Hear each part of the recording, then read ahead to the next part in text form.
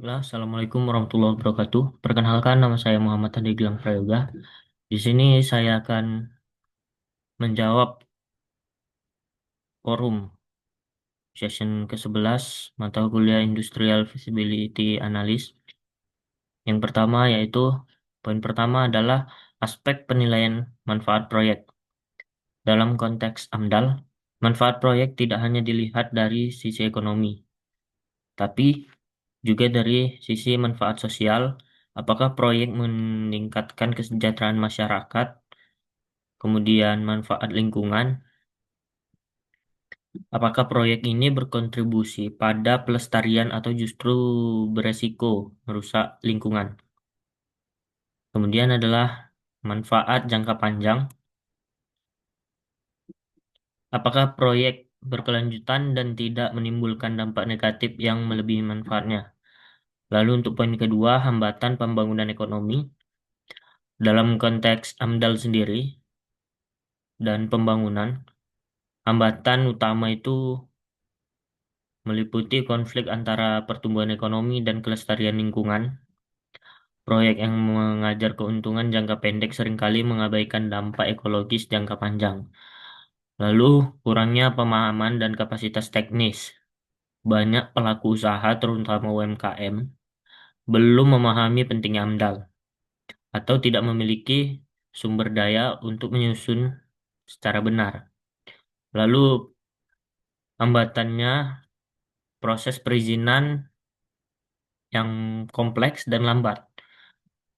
Jika tidak dikelola dengan baik, proses AMDAL sendiri bisa menjadi hambatan birokrasi yang memperlambat investasi. Lalu untuk hambatan yang terakhir adalah resistensi sosial. Masyarakat yang tidak dilibatkan sejak awal bisa menolak proyek karena merasa terancam atau tidak mendapat manfaat langsung. Selanjutnya, perlunya AMDAL. AMDAL diperlukan karena menjadi syarat legal atau izin lingkungan. Tanpa AMDAL, proyek tidak bisa dilanjutkan secara sah. Lalu, melindungi masyarakat dan ekosistem. AMDAL sendiri mengidentifikasi potensi pencemaran, kerusakan habitat, dan dampak sosial sebelum proyek itu dimulai. Lalu, mencegah konflik dan kerugian jangka panjang. Proyek yang tidak melalui AMDAL beresiko menghadapi tuntutan hukum, protes masyarakat, atau kerusakan lingkungan yang mahal untuk diperbaiki. Selanjutnya, poin keempat adalah kegunaan AMDAL. Bagi perusahaan dan lingkungan, AMDAL berguna untuk meningkatkan efisiensi dan keberlanjutan proyek. Dengan memahami dampak sejak awal, perusahaan bisa merancang strategi mitigasi yang hemat biaya dan efektif. Lalu, kegunaan AMDAL yang kedua adalah membangun kepercayaan publik dan reputasi.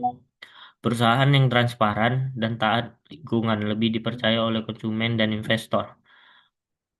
Kemudian manfaat yang terakhir itu mendukung pencapaian target ESG dan SDGs. AMDAL menjadi alat ukur komitmen terhadap keberlanjutannya.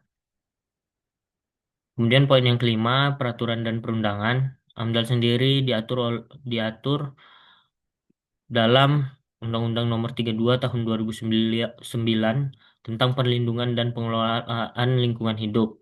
Lalu PP Nomor 27 Tahun 2021 tentang penyelenggaraan perlindungan lingkungan. Kemudian Permen LHK Nomor 4 Tahun 2021 tentang daftar kegiatan yang wajib AMDAL. Regulasi ini menetapkan jenis usaha yang wajib AMDAL, tahapan penyusunannya, dan sanksi jika dilanggar. Kemudian, poin yang keenam adalah isi laporan AMDAL. Dokumen AMDAL sendiri terdiri dari kerangka acuan. Di sini menjelaskan ruang lingkup studi dan metodologi. Kemudian, ANDAL, analisis dampak lingkungan, kajian dampak penting terhadap komponen fisik, biotik, sosial, dan ekonomi. Lalu RKL, atau Rencana Pengelolaan Lingkungan. Strategi di sini berisi strategi mitigasi dampak negatif. Lalu RPL, Rencana Pemantauan Lingkungan. Di sini indikator dan metode pemantauan dampak. Lalu yang terakhir itu dokumen pendukung seperti peta, data baseline, dan hasil konsultasi publik. Baiklah, sekian dari saya. Assalamualaikum warahmatullahi wabarakatuh.